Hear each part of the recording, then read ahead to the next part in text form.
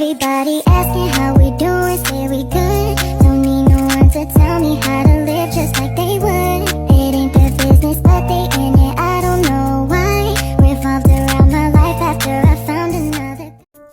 Pemanasan global atau global warming adalah istilah yang menggambarkan peristiwa kenaikan suhu rata-rata daratan, lautan, dan atmosfer bumi secara bertahap.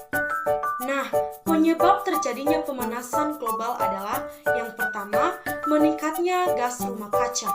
Gas rumah kaca terjadi akibat adanya pembakaran minyak bumi, seperti bahan bakar batu bara serta pembakaran gas alam.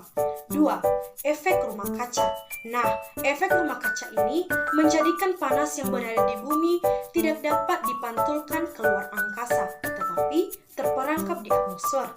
Efek rumah kaca ini bermanfaat juga bagi manusia, yaitu dapat menjaga suhu bumi, mempertahankan keseimbangan iklim global, merangsang pertumbuhan tanaman, namun jika berlebihan akan berdampak buruk terhadap iklim dan cuaca yang ada di bumi.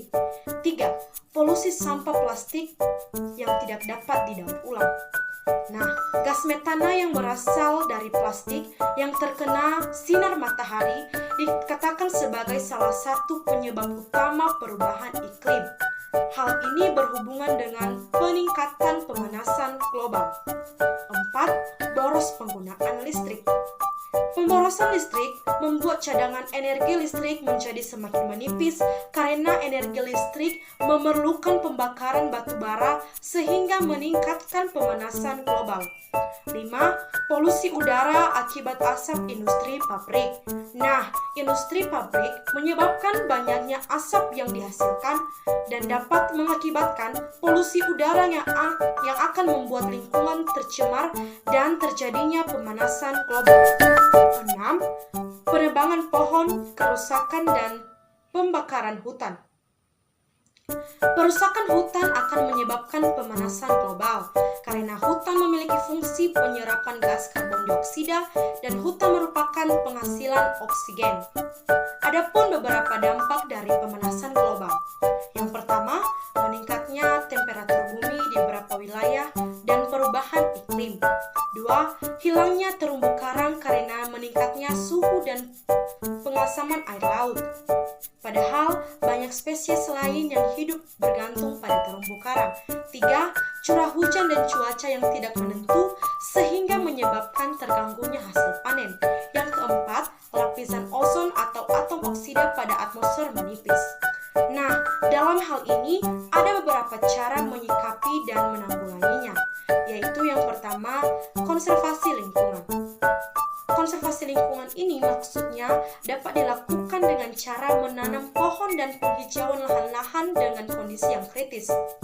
Tumbuh-tumbuhan memiliki proses fotosintesis untuk bertahan. Dalam proses ini, tumbuhan dapat menghasilkan oksigen. Semakin banyaknya oksigen yang dihasilkan oleh tumbuh-tumbuhan, jumlah gas-gas karbon yang ada di atmosfer akan berkurang. 2. Daur ulang dan efisiensi energi. Nah, aktivitas manusia kerap kali menghasilkan gas yang mengandung karbon.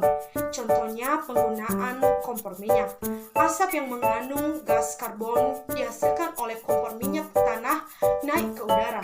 Oleh karena itu, pengguna kompor minyak sebaiknya diganti dengan biogas. Biogas dapat dimanfaatkan sebagai sumber energi panas yang berasal dari sampah organik yang telah didaur ulang. 3. Edukasi masyarakat mengenai masalah lingkungan.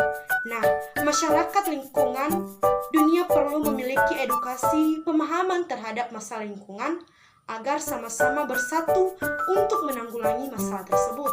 Pemahaman mengenai pola pikir dan perilaku manusia yang berdampak kepada lingkungan diperlukan agar masyarakat memiliki kesadaran dan akan menumbuhkan rasa cinta terhadap lingkungan.